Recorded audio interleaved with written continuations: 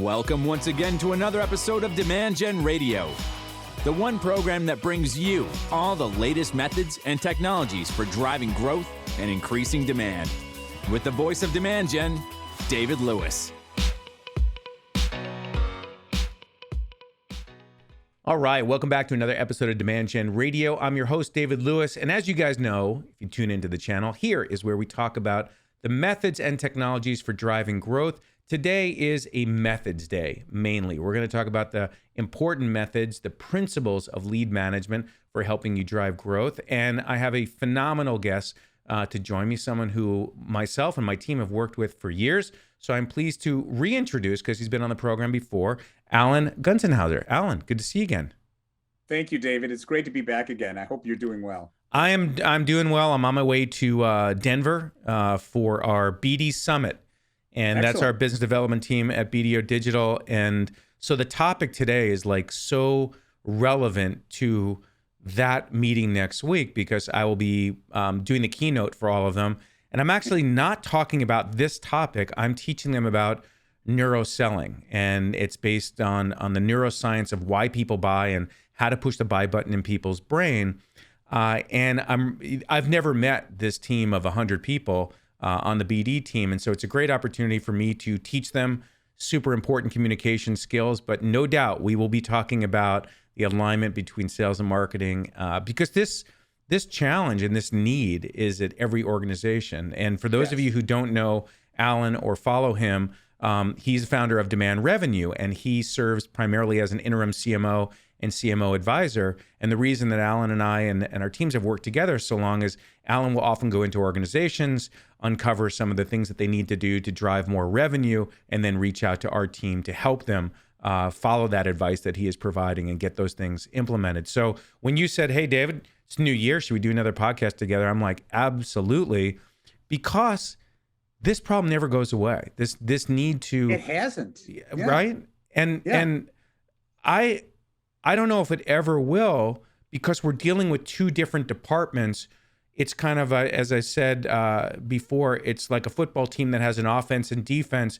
They're one team, but they're very different culturally and in their roles and responsibilities. And you've been a CMO in your career, as have I, as I currently am overseeing marketing for BDO Digital. I hear, Dave, all your leads suck, but we need more. And then I always feel like, well, you don't follow up on anything, right? I mean, that age-old conversation. Exactly. So let me ask you to share your perspective on not only why fundamentally this problem exists, but I think we're stating the obvious, but how to approach it. And I do want to talk about my book, Manufacturing Demand, which I'm bringing up in case any of you are on the YouTube channel. I will leave a link to a digital copy of it. I'm on the New York Times Best Giver list, Alan. I want everybody to have it. They can download it for free. And I go in depth on the demand funnel, lead scoring, lead nurturing, and how to operationalize the stuff that we're going to talk about for the next few minutes. So when you come in as an advisor or interim CMO, I'm sure you see this problem. And how do you approach it?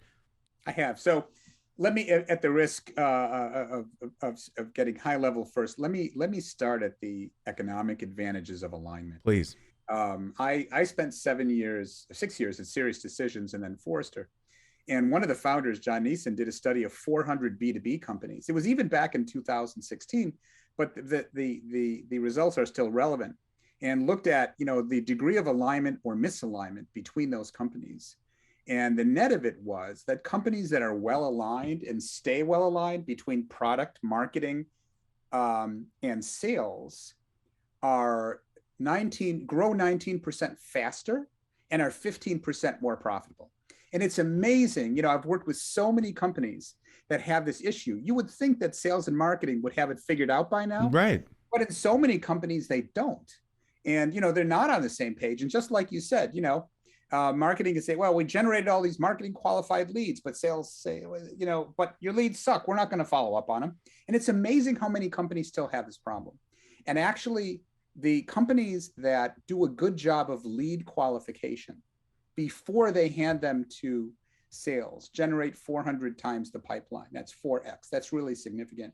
And I can give you some examples of where I've done some work, if that would help. Yeah, well, I remember meeting Rich the founder of Sirius, when he was John and Rich. Yep. And he was in Florida, and the company name I'm struggling with because they were eventually bought by Taleo. But anyway, he was up drawing the funnel. Yeah. What they call the demand waterfall. Exactly. Yeah. I call it the demand funnel. They call it the waterfall. The only reason I changed that is because a waterfall, all the water from the top goes to the bottom except for what evaporates. I'm like, not true from lead gen perspective. Anyway, I said to him, I go, okay, so you've got this inquiry. I love the taxonomy because you're not calling it a lead, you're calling it an inquiry, like a hand raiser. Then you've got an MQL, a marketing qualified lead, and suspect often sometimes too.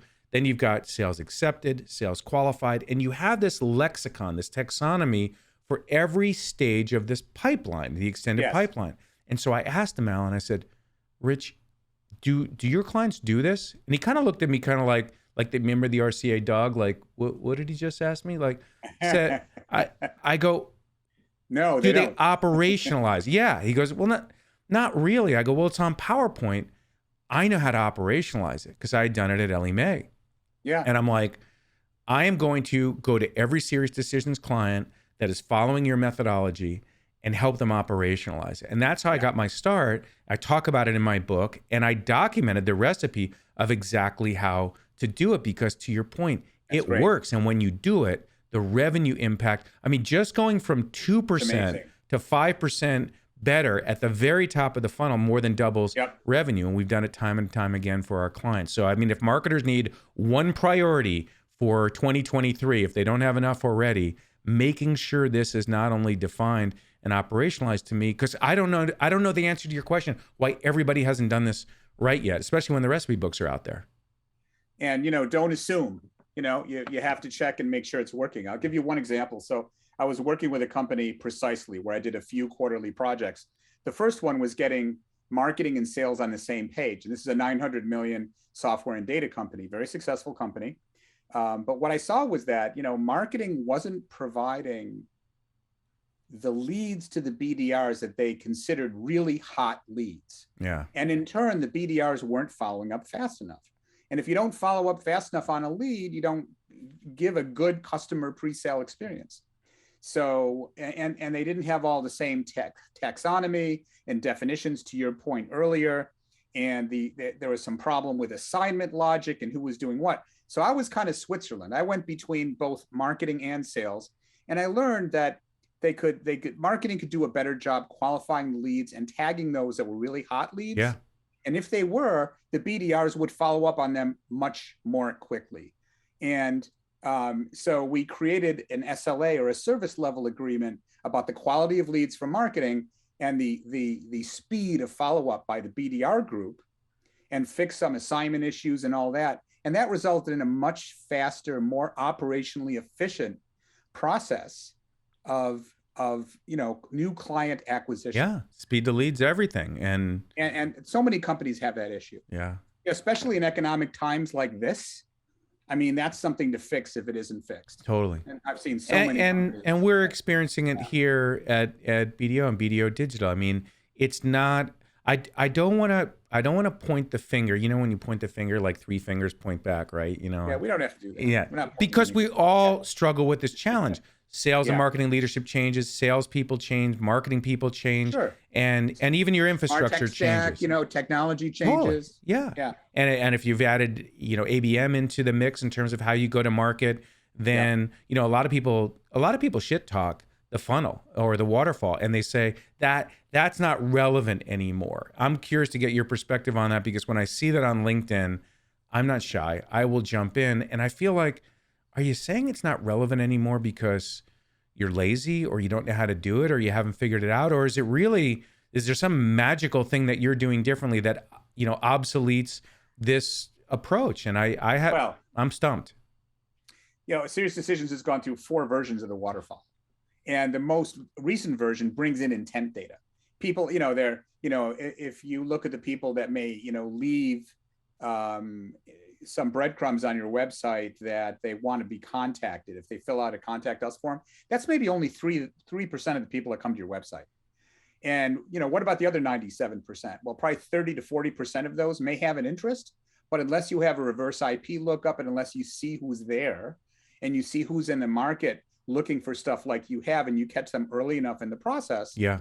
you might miss it because they may just move on and get from someone else.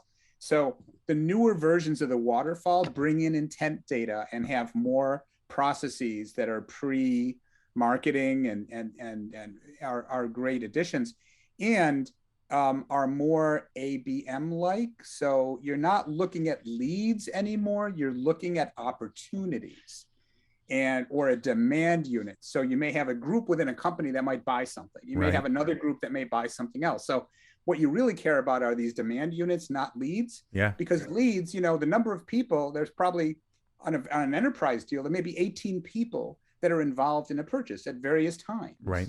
And so if you consider each person a lead, your close rate is going to be very low because it's the combination of these people or this buying group that's actually making a purchase. So there were some very much needed improvements to the original waterfall to reflect some of these things. And I think that's what you're seeing today. So the waterfall is more ABM like in this environment. I caution totally. And it's just when I see the posts about marketing attribution is trying to brownie lick deals and opportunities, it's like I feel like sometimes people do throw up their hands. I know this because this is what we do for a living, is help people master these methods and implement it in their organization. It's still all alive and well, and you have to become masterful at that. So whether a company hires someone like you to advise them or hires a team like us to as well as advise and implement these things, you can do this. And I would say if you are in marketing and you haven't learned how to really master lead management, please read my book. And learn these skills because they are invaluable to you in your career. We've not only built an entire advisory firm to help people with this. Alan, as a CMO advisor, not only in this core competency, but in other areas as well. And I think for you guys, especially as you're entering personally year of skills that you should learn to further your career, no matter where you are, just keep honing these. As Alan pointed out, if you've mastered lead management, but you're not, as knowledgeable and practiced in account-based approaches, then dive into those areas as well. And Alan, I think we should do another episode together and dig into the ABM area because that's one of the ones I think it's more challenging to people. And I'm so glad you brought up intent data because we do work with 6 Sense, Demand-Based, ZoomInfo, a lot of the MarTech intent-oriented companies out there. And we make sure that the lead scoring system is not just using digital body language from Marketo, for example, and the CRM data that's being explicitly entered or enriched through like a technology like ZoomInfo, but the intent data as well, what they're doing outside of your site and what they're doing out there on the web to incorporate that. Because it's like, hey, if we can have Chat GPT write content for us and programs for us and create imagery for us with DALL-E, we can certainly use technology to help us find our next buyer or these buying units, like you're saying. And at a minimum, if you can find out, don't even need to know the individuals, but you can find out multiple people from the same company are beginning to crowd your site. They're not leaving, they're not filling out a form, but if you can get intent data where you can see multiple people from the same company are coming to your site, that's a real buying signal. And if you don't today, and most people are not today, you should figure out how to make that happen. And the one last thing I'll say is, if you look at how, in this time of cutting budgets, it's really more important to be operationally efficient. And if you're trying to drive growth operationally in an operationally efficient manner, alignment is so important. So if you look at growth, a half to 80% is how quickly the market's going up or down, right? That's a big driver. And then another up to 33% is how competitive you are and efficient. And then another up to 35% is how aligned you are. How aligned is our sales, marketing, product? So this is really an important issue, especially now in this economy, to get more operationally efficient. Yeah. I love your passion for these areas. I love your expertise. I love working together. I'm glad we're continuing to explore that.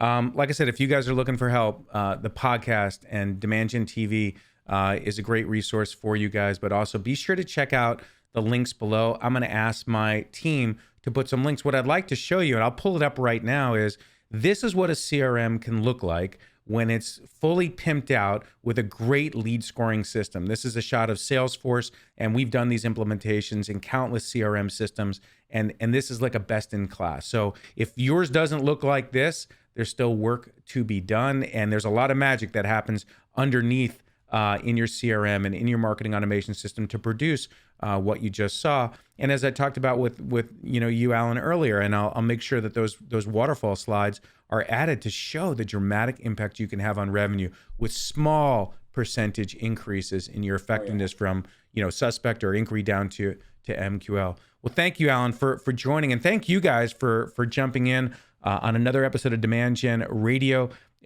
We talk about the D3 methodology. Demand creation, demand management, and demand expansion. Lead management, which what Alan and I were talking about today, is under demand management. So if you're not familiar with the D3 methodology, we also have links to that. And dive into this subject matter because, look, let's face it, when I went to marketing school ages ago, they didn't teach this stuff. And both of my daughters graduated with marketing degrees, and I know they still don't teach this stuff. So we are committed here on the program to bring these materials and education to you. And feel free to reach out to us as well. I'm not trying to say go figure it out on your own. There are people like myself and my team and Alan to do this with you guys. All right, that's going to do it for this episode. We'll catch you guys on the next one. Take care.